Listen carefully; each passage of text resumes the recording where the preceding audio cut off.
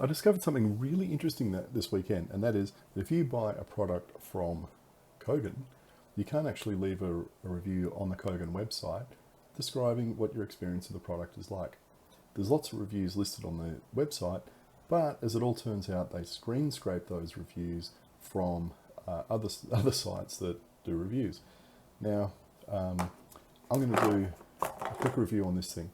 I bought this for $45 online, so it's not like I'm going to complain that I was wildly ripped off by this product because it's less than $50 down the drain, but it was money down the drain. And what I bought some time ago, I bought a good high quality black view dash cam for the car, and I use that on the front, and I'm really happy with it. The only problem is the black view things are quite expensive, so I thought, well, why don't I have a look at this Kogan thing? Like I said, $45 delivered, or plus a memory card, etc., and see how it turns out. And I've got to say, look, in terms of ease of use and functionality and quality and all the rest of it, it's not a bad unit. What let it down was, I don't know if you can see it here, this stupid connector up the top here.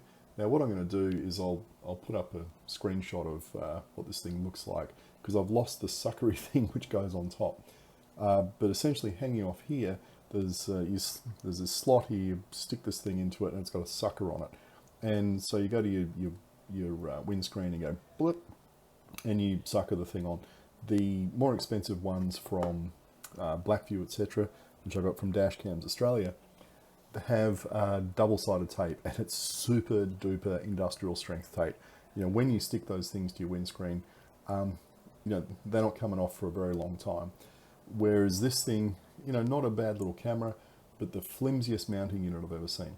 Now, what I wanted it for was a rear-facing camera, because stupidly what I should have done is, not being a cheap Charlie, I should have bought a dual unit camera first time round. So you've got a single unit which has a camera pointing out the front, and then a cable going to a camera you can stick on your rear windscreen. I wanted to do it the cheap way, which was just buy another camera.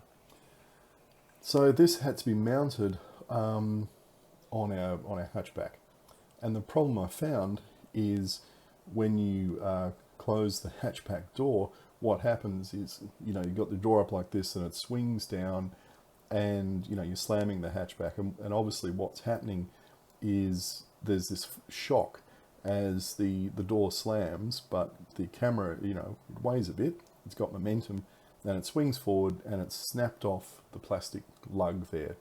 Now what I tried doing was getting out the super glue and gluing the thing back together, and you can see there's an absolute disaster. Where's the thing? There's a disaster of glue around here where I tried to repair it. Snapped every single time after repairing it. I'm not going to bother sending it back, but what did really frustrate me was the inability to, I've got a Kogan log on.